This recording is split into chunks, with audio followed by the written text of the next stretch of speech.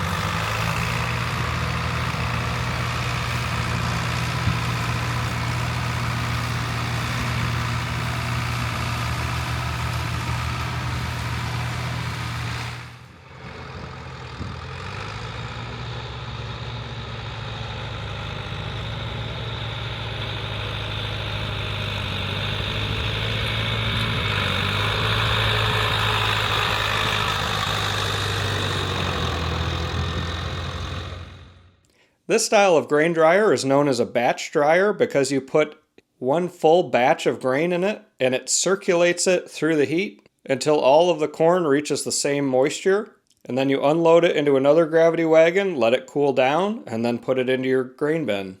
Modern day grain dryers use a continuous flow system, so the grain would be constantly flowing through it and unloading into a bin. It takes around 2 to 3 hours depending on how much moisture you're trying to get out of the corn. These batch dryers are a great option for farms that don't have a lot of corn to get dried, but still want to save money from taking it to an elevator to have it dried. How the batch dryer works is it pulls the grain from this red auger system that you see laying on the ground. A gravity wagon unloads into that, and that fills up the batch dryer. Then it's mixing it around using an auger that brings it up to the top. It dumps over the top to keep it continuously mixing so that the moisture is removed evenly. Then when it's time to unload, that same auger switches and it comes out the silver chute on the top, which will unload into another gravity wagon. The corn comes out pretty warm, so they have to let it cool down for a while before they put it into their grain bin. This corn was starting around 20% moisture and they were drying it down close to 13%. The dry grain allows it to store without spoiling over time.